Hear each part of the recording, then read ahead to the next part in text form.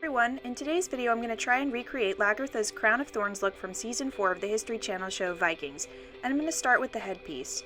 For this project you will need some thin green or brown twine, coiled wire, which I got in the gardening section of a local art store. You'll also need a pair of scissors, wire cutters, some sort of spray or paint on shellac, and last but not least you'll need a bunch of twigs. I got this bundle on Amazon and I'll link to it below in case you're interested. I started by measuring and cutting a piece of the coiled wire that was long enough to fit the circumference of my head, but I did leave some room on the ends, and this was so I could bend it into two small tabs, which I then hooked together. And with my base now ready, I prep for the rest of the crown by cutting and pulling apart that garland of twigs. But first I'm going to go back to that coiled garden wire and clip two more pieces. I'm crisscrossing them in the center of my ringlet and then wrapping the remaining ends around either side. By doing this, I've effectively marked where the center of my crown will be, and this will be helpful in the sense that it'll put me on track as I try to keep the whole thing even and balanced. I won't need the coiled wire anymore after this. In fact, it's all twigs and twine from here on in. I'm going to begin building upon the circlet by using a group of sticks that measure and fit the entire thing. I'm using my cutters to snip the green twine, and that's because it holds a thin piece of wire down the center. This, of course, is the reason why it's so effective at binding things together, and that's exactly what I'm doing here, tying it down to the base and then snipping off excess twig. But moving forward, I began to cut pieces of twigs off the garland again, and this time they were much shorter. The goal here is to gather small bundles, all similar in size with the bends facing in the same direction. Each grouping is tied together with twine and then onto the headdress itself. It's easiest to start at the very outside, and it's best that the longer ends of these bundles face towards the center.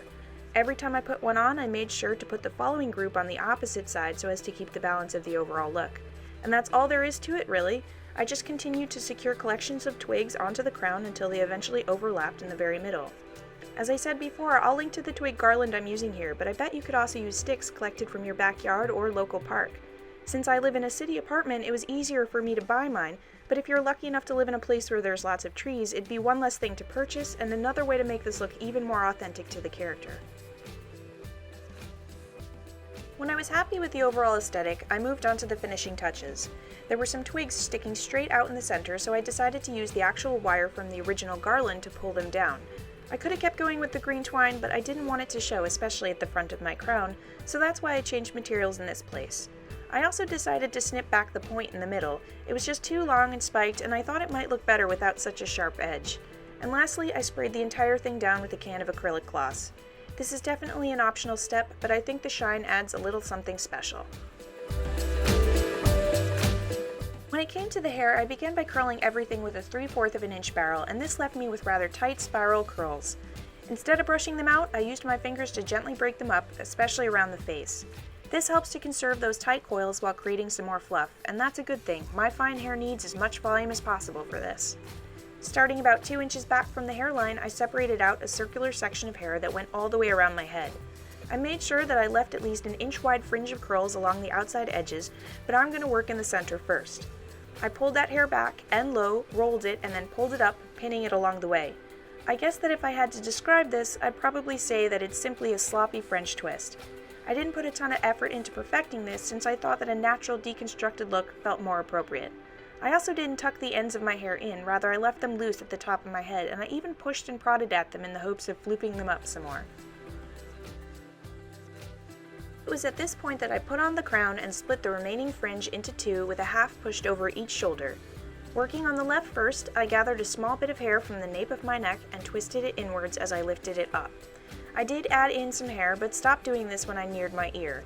The end of this roll is brought over the crown and pinned to the top of the head with any loose bits joining the ones from the centered panel. And as always, these steps are repeated on the opposite side. All that's really left are those two panels on either side of my face, and in these places I did use a comb to smooth them before I lifted them up and over the crown as well. I suppose that if your hair is longer than mine, you could use whatever remains to make braids or loose mini buns, but I was a bit short, and so I just used a couple of open hairpins to move and shape my loose curled ends. And speaking of open pins, I used another small handful of these to close the gaps between rolls as best as I was able. In particular, I focused on hiding the vertical line at my neck and in the places where the two small twists met against the centered one. Technically, I'm done with my hair project, but I thought that today, just for fun, I'd copy the simple makeup worn by the actress. I'm using a pot of gold pigment by Maybelline along with a small angled brush, and the first shape to draw in is the horizontal V. It starts above the eyebrow and ends at the top of the cheekbone. There are also 2 small dots right below the temple, and then another circle just at the throat. I always wear lipstick in my videos because I'm so pale that without it I look super washed out. But today I'm leaving my comfort zone behind and I'm actually going to remove it so that I can go in and make that strange gold lip. And lastly, I took out my earrings and painted the tops of my ears. During the scene, I noticed that the back of her hands were also gold, but I decided to forego this one step.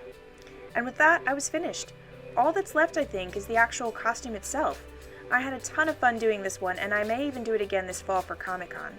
If you liked my video, throw me a thumbs up or leave a comment. It really helps me out when you do. And if you give this project a go, I'd love to see your recreation, so tag me on Instagram or leave your images on my Facebook wall. Until next time, have fun and keep braiding. Bye!